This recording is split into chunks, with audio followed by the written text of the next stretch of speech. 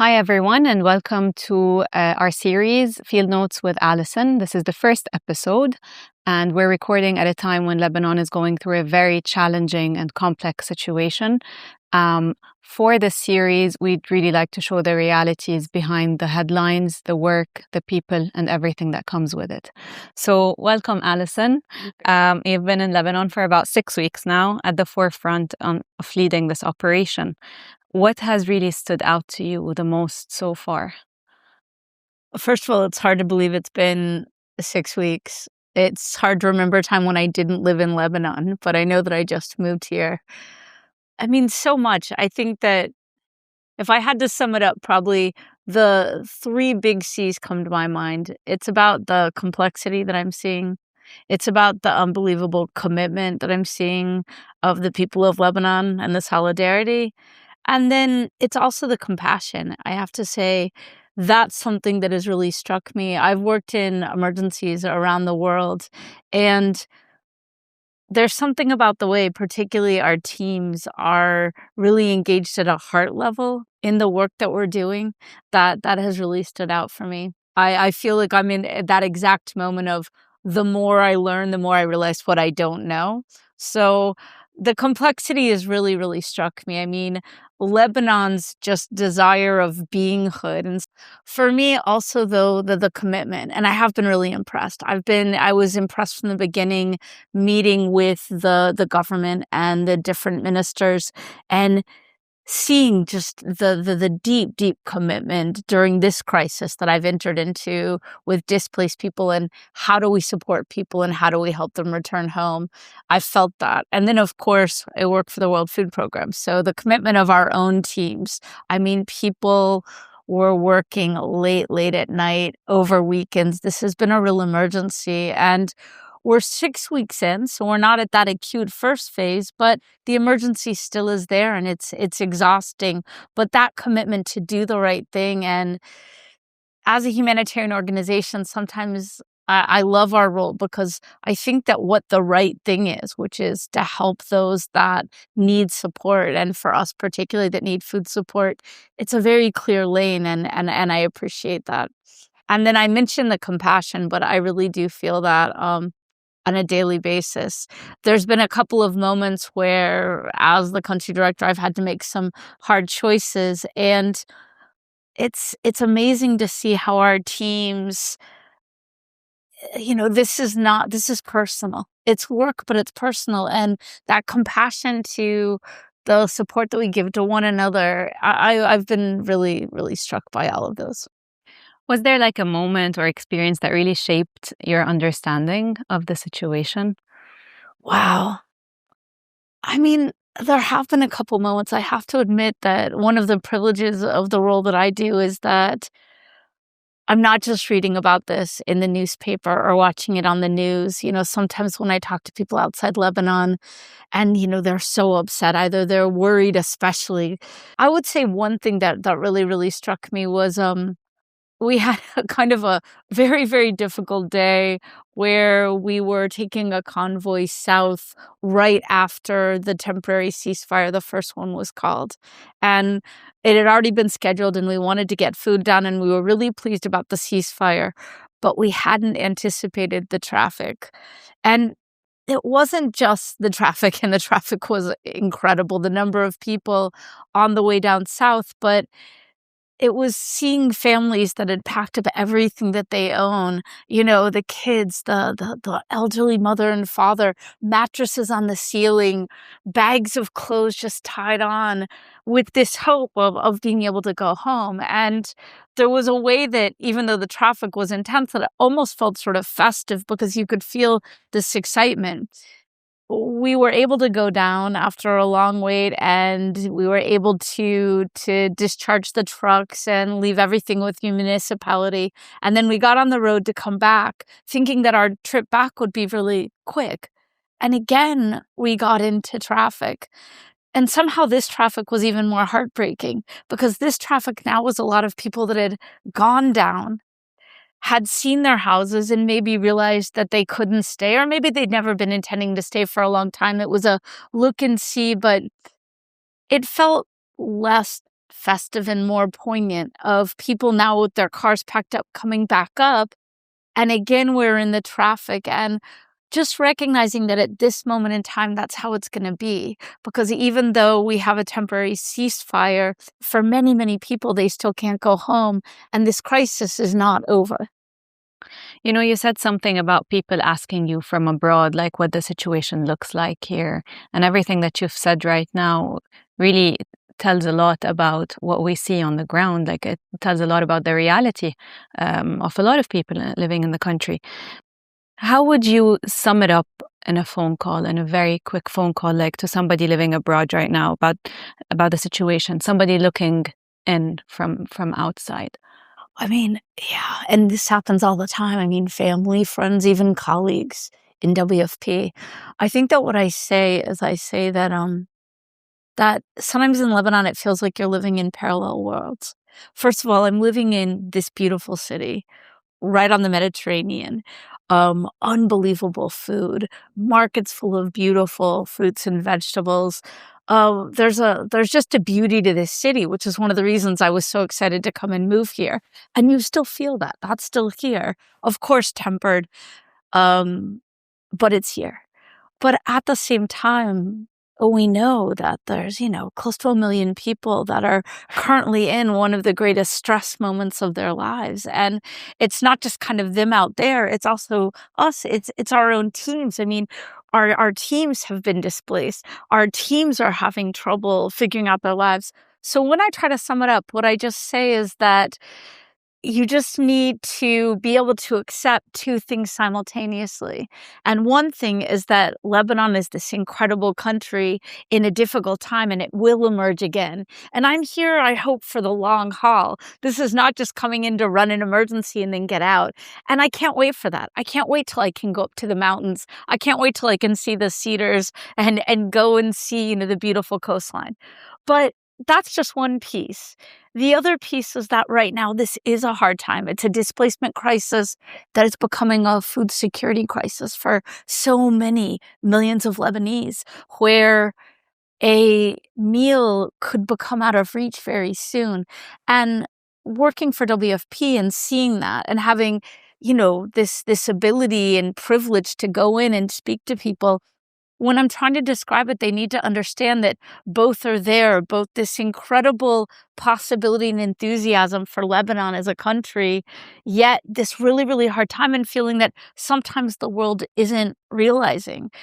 You've touched upon a lot of things that also are part of WFP's operation here, really, because what we did see as a displacement crisis at the beginning is now turning into very different crises that live under this crisis of escalation of conflict.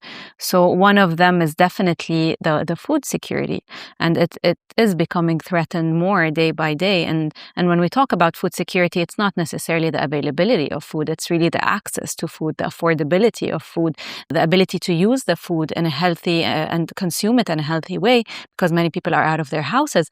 And also food security really means that all three of these things remain, unthreatened, remain stable.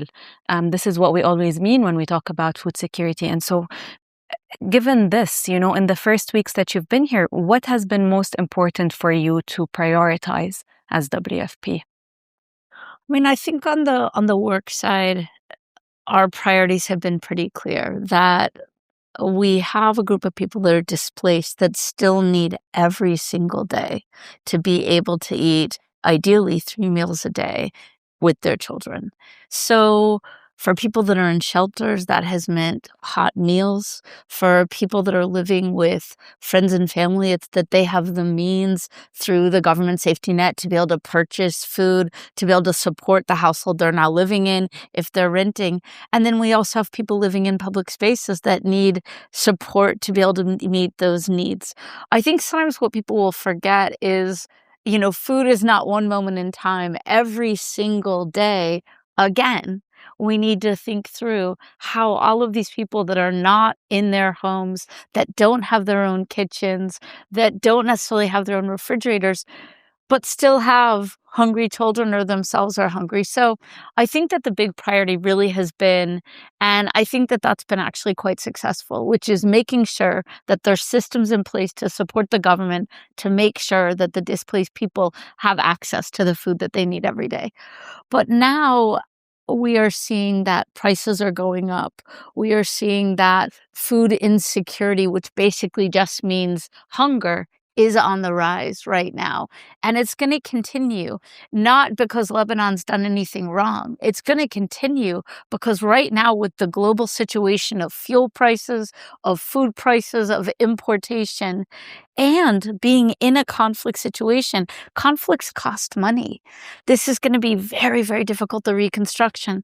So I think that the important thing is also to think through this early recovery and how individual households, when they have their own means, how we can support them to make sure that they're able to eat every day, but then also to support the government systems that are going to be so important so that safety nets are there for people that are going to need them. And, what has this experience that you've had in the past few weeks, really, what has it reinforced about the kind of work that we do at WFP? I mean, it's humbling. It's humbling to come into a crisis and to want to do the right thing rapidly and to be so dependent on so many other people to make it happen. I think that the work that we do at WFP, so in some ways we are like the great linkers of being able to find people that will help us with money to bring that into Lebanon in order to make sure that the communities, that the individuals, that the government are able then to use that money to keep themselves alive during a very difficult time. That is exactly what WFP is for. This life-saving humanitarian response. But it's also so much more, because for WFP, we know that people don't want to be IDPs in 6 months and 1 year. Nobody wants a handout. Everybody wants to be able to cook for themselves, to have a job and pay for their own food, to be able to have a garden or agricultural land that you're cultivating, whatever it is. Everybody wants that independence. And so part of what we also do as WFP is we think through the early recovery. We don't just want to take care of the immediate needs today, but we want to strengthen systems so that when Lebanon is at a moment of peace, that reconstruction can happen as rapidly as possible and can allow people then to, be able to have the control over their lives that they so desperately want. So I think that WFP, we're the biggest humanitarian organization in the world, and we're good at what we do. I'm incredibly proud of this team. I came into a team that scaled up quickly, did what was needed, and we continue to do that because that's a big message also. You ask what I say on the phone to people. I say the crisis isn't over. We're not at the moment of the post-game show. How did it go? Oh, we should... We're in the crisis right now. We need to not let down. We need to continue to adjust so that we are meeting people where they want to be. And so when people say to me in shelters, I really, really just want to be able to cook for myself, I hear that and I believe in that. And so I think that as a humanitarian organization, we are fast and we've done the right thing, but we also have to recognize we're 6 weeks into this now. We need to be able to shift and accommodate as this situation unfolds. And I think that that's what we're doing now. Yeah.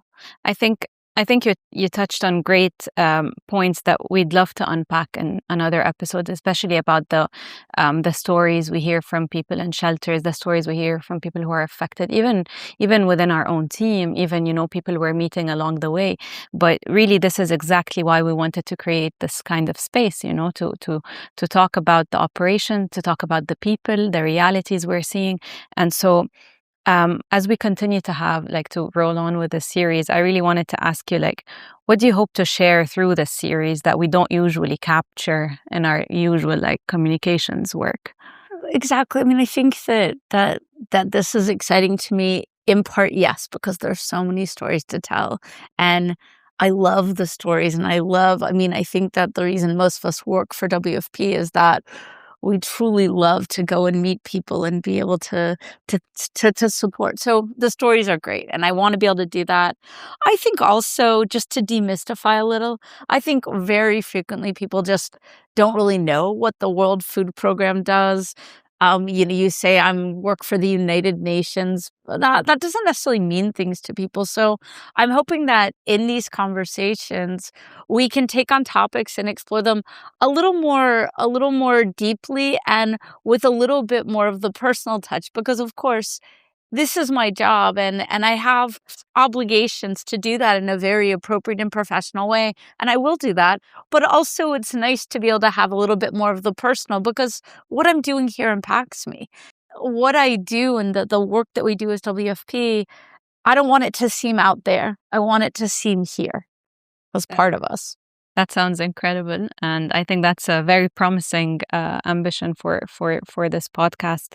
Can we do a quick round of? Ask me anything too hard. Okay, I'll try.